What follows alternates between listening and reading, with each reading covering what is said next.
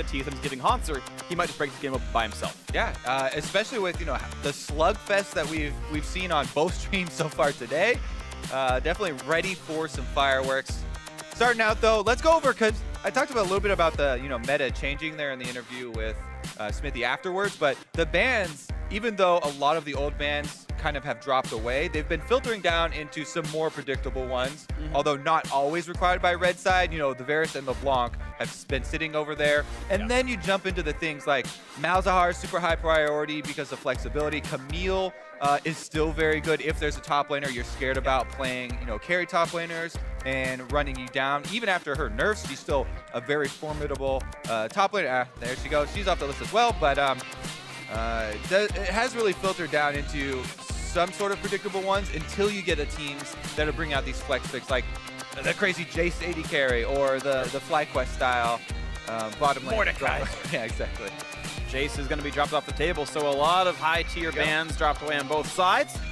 Lulu, of course, famously still available. That's going to be the pickup. Yeah, Lulu, extremely high priority, especially since Malzahar is also banned and it's one of the other high-tier supports. Basically, what I would see, though, if we see an early Lulu pick, is almost always answered with Karma, and it wouldn't be really much surprise there. Both bring fairly similar things. It's just that people are really favoring Lulu right now because of the extra offensive steroids she's giving you, right? With the AD carries switching more towards back to the auto. Exactly, the auto attackers are coming back in. The attack speed buff that Lulu grants you rises in value. So Drawdock thinks that Rengar is going to be the king of the jungle here in this one, but it gives TSM priority on both Shen and Lulu. And with Graves available, kind of strange to trade these away, but apparently they're happy with that because you can get the Karma back, as you mentioned, and also Rumble into the Shen. Definitely. No surprises here. Rumble definitely strong into Shen, can definitely bully him. We'll see how they're able to round this one out with some more hard CC. I always like to see Rumble paired with, something that can hold you in place on top of the barbecue. And right now, it would have to be an empowered Bola, which is super rare and hard to hit.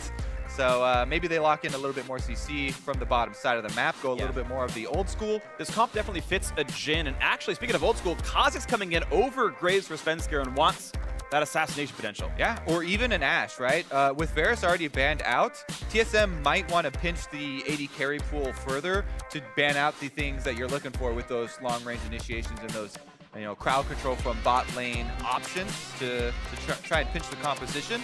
But it looks like they're going back to the Assassins mid here, ban out the Talon. Pobelter did play Katarina mid yesterday and had a lot of success. 0 deaths. I wonder if they followed up with another, Pobelter-focused mid lane assassin, but I did not expect that one. I definitely was looking more at, team comp-wise as far as CC that Immortals might be looking to add. Mid lane is definitely one where they could bring that as well.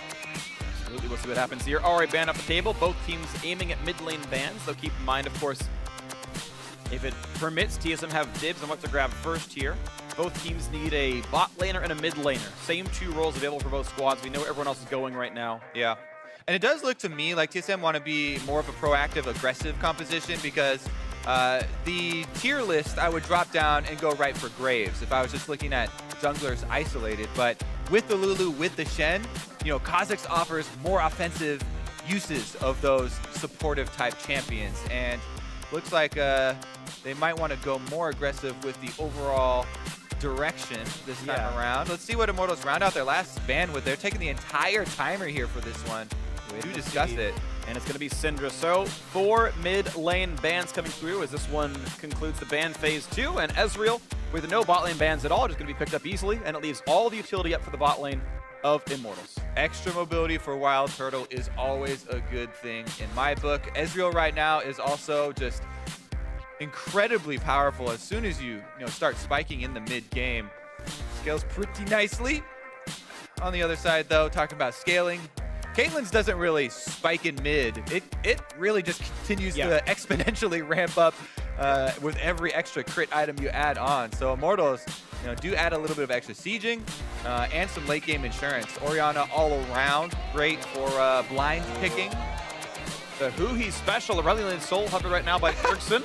Funny because everyone always makes fun of TSM and Bjergsen specifically for not being able to deal with Aurelian Soul and all the bugs that pop up when those two are in the same game, but he's not going to go for it. And Nope. does go with Echo. Man, I have been so impressed. Specifically, it's been mostly Jensen's Echo. Keen had a really good one as well, though. And this mid lane champion is really making a strong resurgence.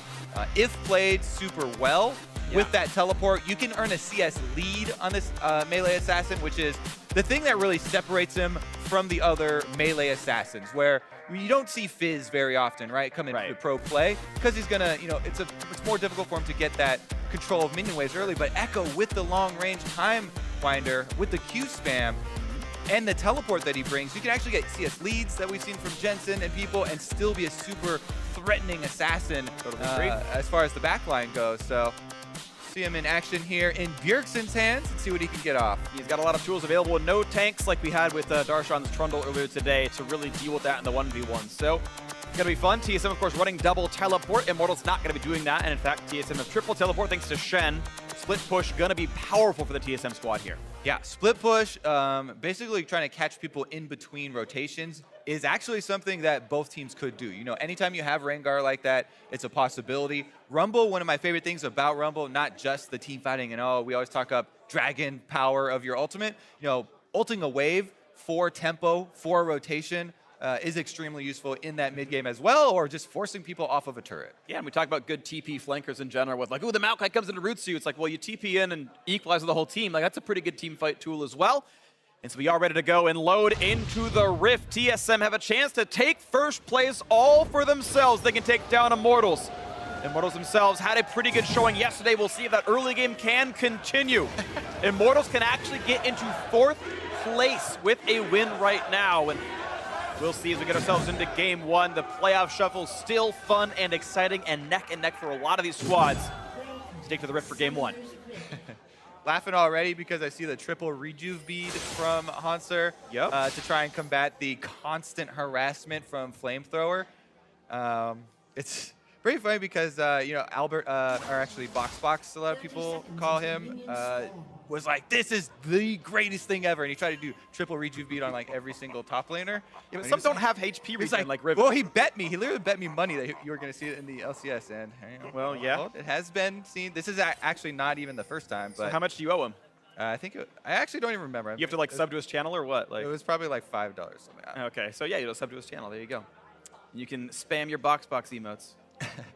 Regardless, though, the reason that he is going rejuve bead in this case is to deal with Rumble. Very good matchup into Shen. You're able to push the wave while getting harassment down. On display there from That Flame. harassment? Yeah, exactly. It is harassment. He's going to cause a fire here in the brush. Oh, there's middle like, of a river. Yeah, he was going to, evaporate the river and dry it up. Honestly, though, the Raptor invades, which is what's going on over there, is super common now. As we've seen, so many junglers trying to get that extra experience. You just want to squeeze every last drop of experience out of the early jungle that you can.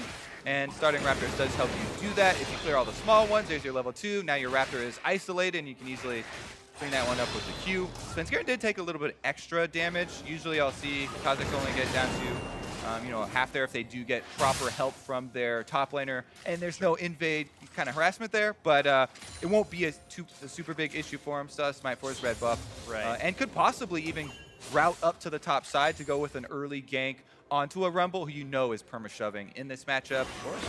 And Shen actually, taunt right now is super scary because you want to thin out the minion wave first, but it's a possibility if you're able to first clear out some minions, get your level 2, and get the jungler in position with some, early Scuttle Crab control to make sure the enemy's not coming. It's a multi-layered process, but those are things that you do want to, keep in mind.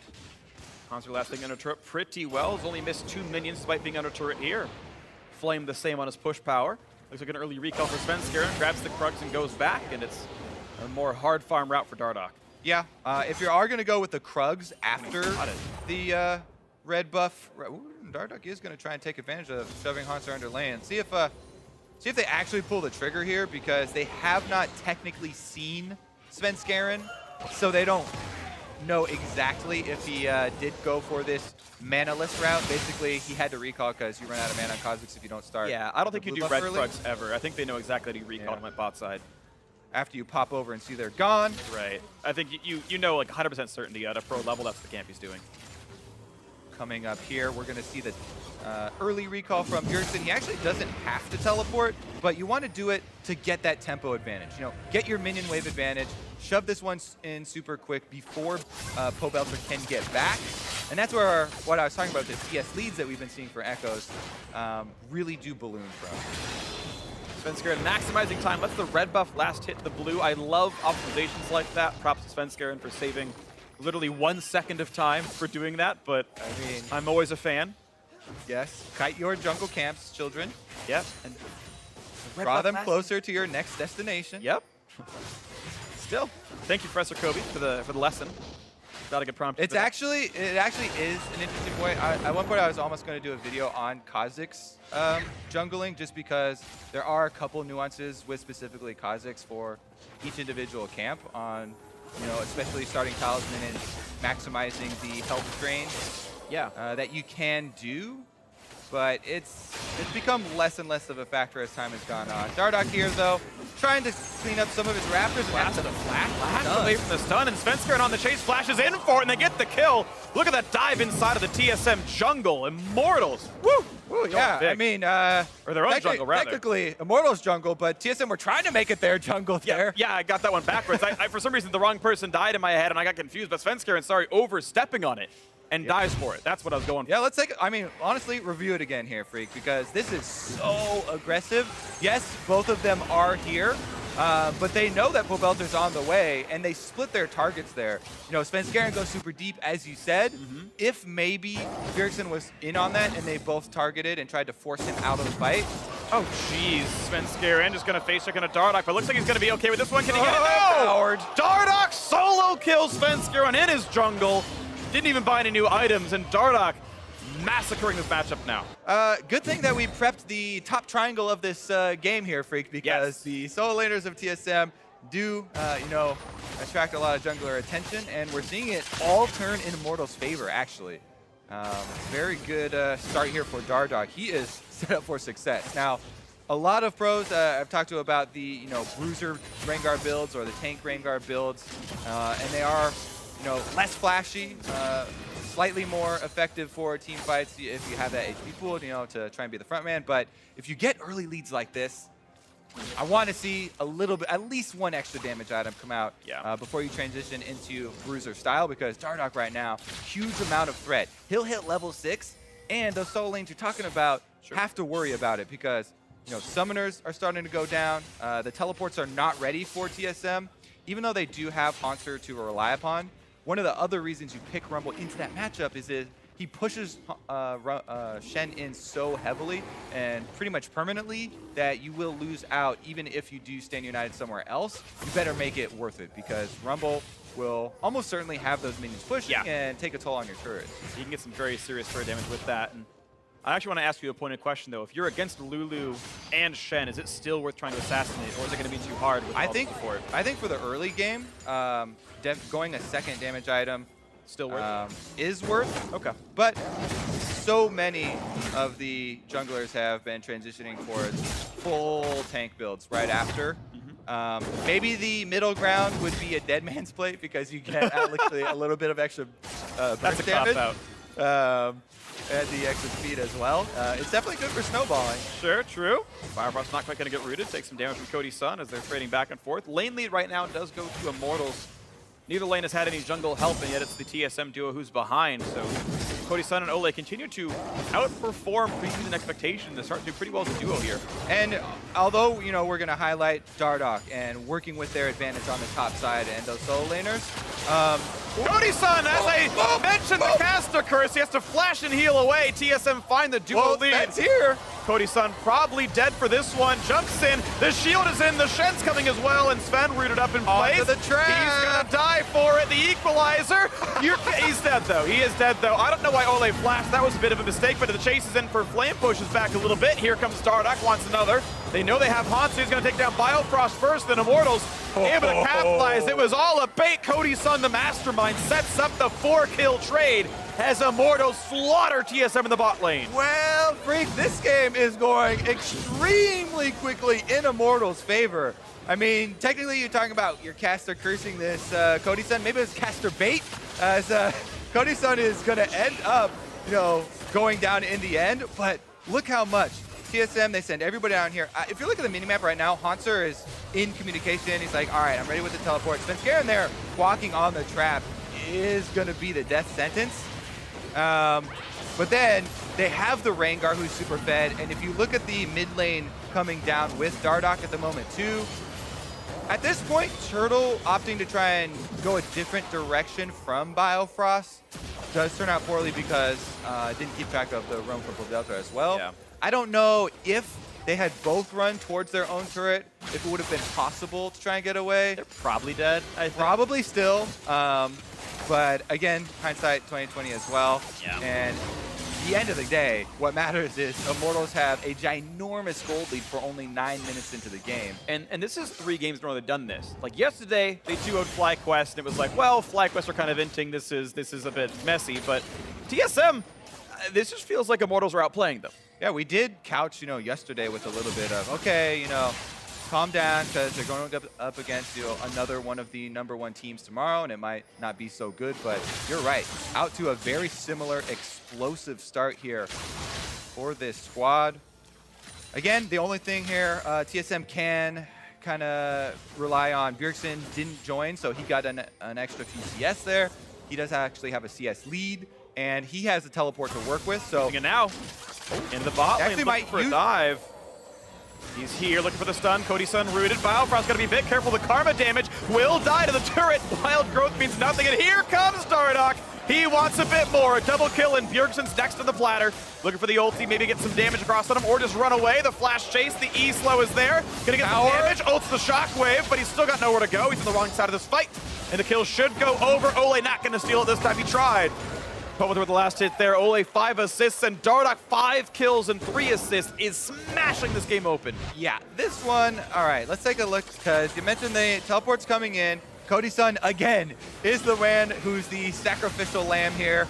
Dies under turret. However, the tower aggro was almost going to take him out by himself. Dardoch, once again, is on Rengar. Another one of these beautiful reactive Rengar ultimates, which, as Rengar, you're just so happy to see these fights, you know, tower dives break out on the bottom side, and everyone running away with low HP is pretty much the dream. Is you get to go in there and clean up, and he does, you know, stacking up his Bone Tooth Necklace because multiple people are teleporting into these fights. It's not just bottom laners that are getting killed here, so the snowball is very real. It really is. They've got an Ocean Drake to add to it. They got first turret gold in the bot lane as well. Immortals have been completely cracking this game apart. And the next one coming up is Infernal. Great snowballing. Best one for, you know, continuing that snowball. And when you've got 4, we'll count Ole, 5 carries in this team right now, they all want the Infernal Drake stacks. Dardoch already at 4 Bone Tooth Necklace stacks as well. And it has some flat AD on it, so it's actually really big early game as well. And I mean, this is a game that's quickly running out of hand. All right, we at least get one of the middle ground Bruiser Rengar builds. He is going with that Cleaver. Okay. So I do like that one, even though it got changed more towards health. Extra cooldown reduction on Rengar is insane because it basically amounts to more attack speed because you get more abilities off, you get more empowered abilities off, you get more auto attack resets off. It's definitely a good multiplier for him. Sure. Plus adding the health pool, which is one of actually my favorite stats to stack early as far as effective defenses for those skirmishers. Here comes Ole, snaring him up.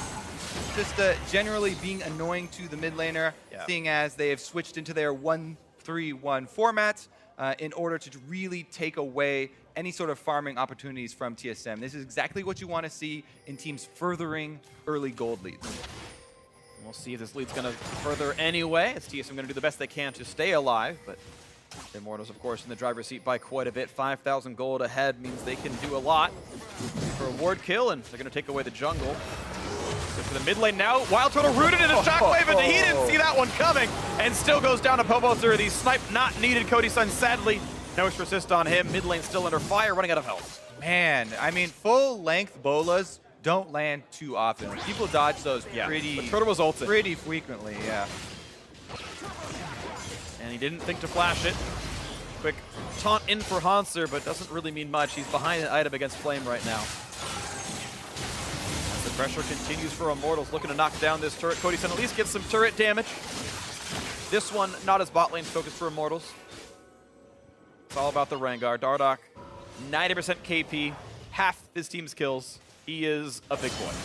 Definitely true. And a big boy with a big playing ground. I mean, both of the sides of the jungle will soon be completely open to Immortals. They already have advanced wards on the blue quadrant because that tower went down. Top tower is barely standing still. Mid tower even is below 50%. So if Immortals just keep up the pressure for another couple minutes, and they'll just completely blow open most of Summoner's Rift. Cody's son playing nice and safe. He doesn't want to risk getting jumped on by a Lulu or something, and gonna let that go. But Flame's getting alone time in the top lane, and well, you can't fire the rock down too quickly, but he's gonna knock this one down all the same. 2 turrets to 0 here, and TSM have very little on the scoreboard to speak of. They've got a long way to go to catch up. Svenskeren will go for some armor pen. He's got the lethality with the serrated Dirk here. We'll see what comes up next. Yeah, it is getting a little quiet for the TSM fans, but they will remember yesterday that they lost game 1 in a very convincing fashion as well. And it is a best of 3 series, so they still have hope in coming back in those. It's actually kind of funny how the organization as a whole has had kind of a long history of losing early games in their best of series, whether it's 3 or 5s even. Yep. But regardless, I think Immortals should definitely be celebrating their kind of second half of the split's resurgence. Sure, absolutely. After week 6, it's been pretty good. It's been uphill for them. Again, that week they lost to both Liquid and Envy was a rough spot, and it felt like it might be the turning point where Immortals, are they the worst team in North America? Are they going to get relegated? Are they going to fall all the way down the standings? And then you quickly turn that one around with their solid victory over FlyQuest and a very nice lead over TSM. Of course, obviously more league to play still, but it's a lead they should keep playing with here. 7,000 gold lead remains the same, and the question is how much more can they open here? Because you're supposed to be able to take lots of plays, take lots of risks, and break the game apart. Exactly, and the question not just if, but how. And we talked about it a little bit when you break down the rest of the outer turrets. They've done that. Checkbox on number 1. Now they want to try and move up their ward lines once again. You can see TSM are trying to take advantage of the opportunity right now where they still have defensive vision in place. So there are pockets of vision for TSM to try and work off to get small picks and get back into the game. Immortals' goal is to remove those and then clean up the neutral objectives, which they should be able to take unless TSM really overextend. But TSM are trying to preempt this, maybe, with one of those brush plays we're talking about. Yeah, looking for it, standing on a controller, hoping for the play right here. Damage on a Flame. Dardoch waiting in the wings and suddenly realizes it's a 1v2, so he's going to run away for this one. The taunt is there, the damage is gone, and it's going to be Flame dropping down. TSM find their first kill in 15 minutes or so. Very good making the best of a bad situation here for TSM. They know that it's so difficult for them to ever contest this Infernal Drake. Try and make a play on the top side. Use those pockets. And they should be able to get the turret as well, even though Dardoch's going in for a defense when it's low. Does want in. The stun could come out from Bjergsen. Turret's going to fall pretty quickly, but damage on Hansen means they could turn it back around. And they get the 1-for-0. Another push back towards Dardoch. Has to cut away from Time Winder, and no extra kill will come in, but the 1-for-1 plus the turret's good for TSM. It is right now. Currently, Immortals will have control of the map. After that, not quite a lot they can get. Maybe a little bit of damage onto mid. Their next goal then should be to retreat back to that Infernal Drake, though, and secure the extra power there. Here we go, though. 4 members up top, basically, with the Stand United. Dardoch recognizes it immediately, so he backs off. And he actually circles around, waiting for the reinforcement. This is the call here is to bring in the duo lane, and they try and defend that turret. Ends up going down anyway, but here they are returning to that prize. Yep. And in the absence of a sneaky play, there's not much. Not a lot TSM can do to stop that, so it's a more permanent advantage has added here for Immortals. A nice Infernal Drake for them. And next up is going to be Ocean number 2. Maybe not the most important. They are against some level of poke, but not a ton. Probably a weaker one this game at this point. TSM able to get some of the gold back, and the lead just remains stagnant at 7K. Keeping it at that same mark for 10 minutes is very good for TSM. Yeah, even though that is a large amount of gold, even still now into the game, that's exactly what you want. You basically want to tread water at this point because it's so risky to try and actually go for aggressive moves and make gains. But trading objectives is really good for them. Like we said, going for opposite side of the map is very good for them.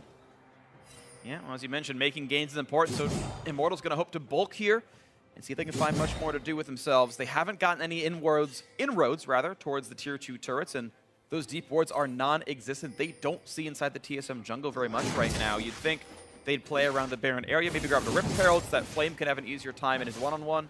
Give it to somebody. You might as well grab objectives while you can. Get the wards and play for something. But right now, they are, as you mentioned, treading water, and that's kind of not okay if you're Immortals. Well, so Immortals, right now, they have a lot of power as far as Dardoch's roaming and the threat that they have there. Never mind. Yeah, but see, while they're treading water, they're actually drowning with the fact that TSM's actually attacking them and the boat's getting rocked. Opposite side of the map, once again, TSM, they stay proactive, made a jump on it. Immortals, though, should be able to shove up the other 2 lanes. They're actually making a call to condense all their members into the top side. They call Cody's son up as well, and they should be able to get a tower for it. Now, the question is, nice sweeper. Will they be able to get more than just a tower? If TSM keep Bjergsen down bottom side, that's another one of the trades that we talked about rather than actually having Immortals make up much on the other side. So it's 1 for 0 in kills, but it is a top lane tier 2 turret killed off. And the question is, and it's going to be answered, actually looks like Bjergsen will be able to take down that bot lane turret himself. So the turret is not worth more gold than the kill was, so it's actually TSM making up even more of the disadvantage. It's now under 7K. And it's a slowly sinking game for Immortals. Still, of course, a big leap for them. It takes a lot more, but as far as quality of play, it's TSM playing better. All right, going for another one of these Stadium United picks. We talked about looking for the Kha'Zix, more aggressive, going in with those, and it does pay off a bit for them. More time for them to farm out, though. Continue taking the mass gainers. Lots of way, hoping they can get it to happen, but yeah, right now it's Immortals looking for maybe more to do. Yeah, and the more things that they have to do, the pack of vision exploration, basically, missions that they want to do into TSM areas, they want to try and cut off the rotations so that if TSM go for something on the bottom side of the map, you see members in transition walking through their own jungle to that play. That's what those advanced wards will afford you. Let's see if Immortals can do much with this mission pack. They feel like they're getting a bit busy with the side quest, and the main quest is time. And we'll see if they can add any more right here. Looking for the Ocean Drake spawning in 3-ish minutes, and of course the Baron's up. TSM with great defensive wards in their side of the map. They've got so many control wards in their own jungle to make sure those inroads are slow. Yeah, and it's not like Immortals are feeling panicked by any means. They have a Caitlyn that they're securing them for the end game. Orianna scales quite well as well. Yeah. Just that you would like to cut off a bit more of the income of TSM while you have this control. And especially rely on that threat of Rengar ultimate could catch me anytime I'm not at one of my turrets. That's fair. So TSM have to play defensively. To their credit, they found a couple of those openings. But you're right, Immortals have giant gold bags they can use to break this game open with, and they still have that lead. And we'll see, they're pushing in up in the mid lane. The trap line is there, and this Drake's a 1.5 minutes away. And as they try to take away some of the money, you saw some counter jumping from Dardoch earlier. Dardoch still does hold that 1-level lead over Svenskeren. 2 levels for Pobother versus Bjergsen. That's a pretty big deal. Yeah, definitely true. And the 2 items. TSM, with Bjergsen, they want to use their double teleports. Basically, this is the advantage that TSM have in this to try and keep Immortals, pathing back and forth between lanes and using up time is poke and prod with your 1-3-1, with your double teleports. It is a tricky game. It's a risky game, but, sure, shove the lane, back up quickly, keep them rotating so that they don't go for more of the big objectives. Right now, though, bottom side is where they are focusing. They finally found the way in. Bot lane tier 2 taking some pretty significant damage. Quick arcane shift keeps Wild Turtle alive, and this turtle's in quite a bit of HP, and it's very close to going down. So Immortals are slowly but surely getting their way into TSM's base. And Bjergsen not making any inroads right now up against Flame, so that's going all right for him.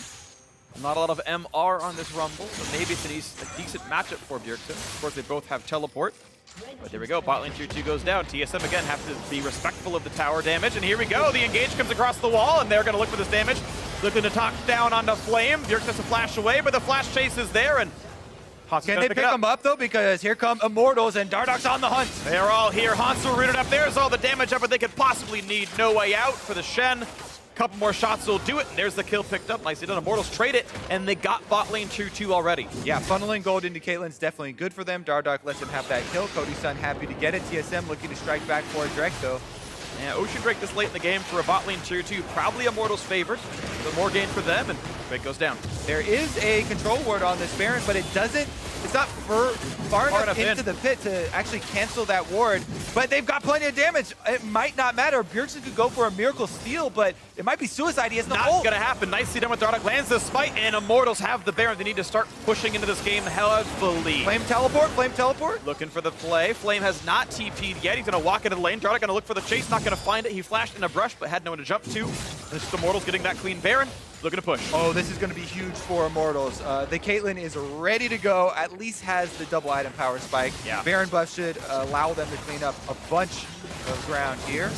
You're right, Kobe. There was no huge rush in this one. Even though they weren't growing the lead for the last 10 minutes, they finally got the opening they looked for. They got that Baron, and they've cracked this game wide open, 11,000 ahead.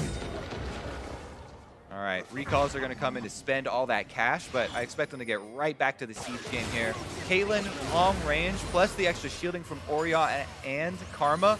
I almost don't see a way that Immortals are unable to get an inhibitor turret with this Baron buff siege. It can be done if TSM do some really fancy work wave clearing and stalling out, but Immortals should just make a beeline straight for their inhibitor turret of choice to make the most of this Baron buff and siege that sucker down. And Flame has teleport, plus the burst damage to TSM, probably not high enough to require Flame to babysit the squad of 4, so looks like the mid lane siege is on.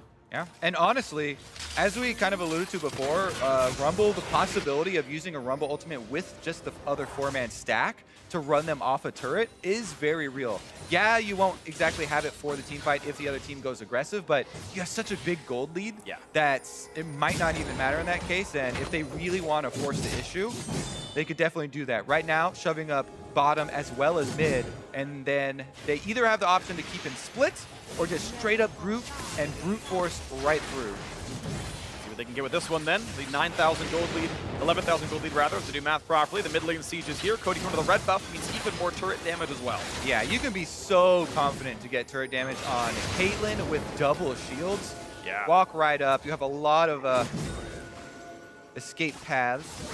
They're going to swap between them depending on when the minion wave arrives. I like this. A lot of damage here. Dardoch actually taking too much. Yeah, he's going to run out of HP a little bit, but the lead is there, and they pick off Bjergsen right away through the Shen ult as well. The Caitlyn trap, Cody's son set it up nicely. There's a shockwave, not quite going to find Turtle, but Dardoch able to kite away safely, and that's bot lane inhibitor, plus the turret gone. Mid lane wave is here as well, and it's more for Immortals. Oh yeah, once you're inside the base, definitely can call that one. Super duper successful. Bjergsen didn't even have time to ult there as he got snared up, and that is 2 inhibitors. Immortals once again coming out of the gates with a massive snowball game. And they're really blasting this game open. 3 games in a row now. The 2 against FlyQuest, this one against TSM. Great early games. Dardoch this time around really being the key member for it. He wasn't as much in the FlyQuest series, but really he has done a lot of the heavy lifting individually himself. Still 12 out of 13 kill participation. Still 0 deaths on the Bruiser-ish Rengar. Some damage. Hansu forced the TP away, but it is an Immortals game through and through right now. Yeah.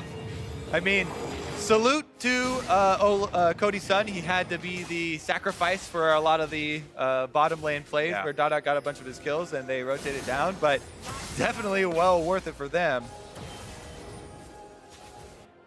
And Immortals looking for a bit more worth to add to themselves right now. The 13,000 gold lead, not enough clearly. They want more.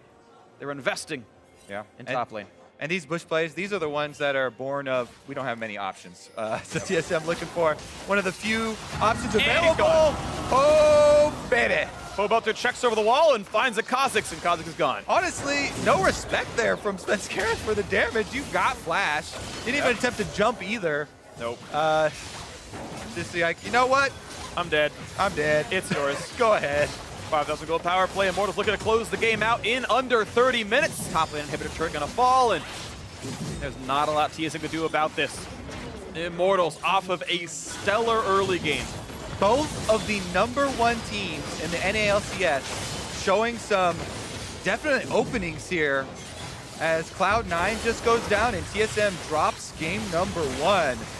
The Immortals with, again, one of the quickest games. Push forward, looking for the comeback victory. Not going to find it yet. Bjergsen pushed out.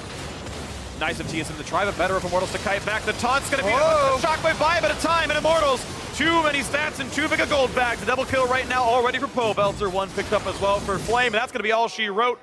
4 for nothing, not even a problem. The triple kill for the mid laner, but the game is over, and Immortals take a very resounding Game 1 victory over TSM.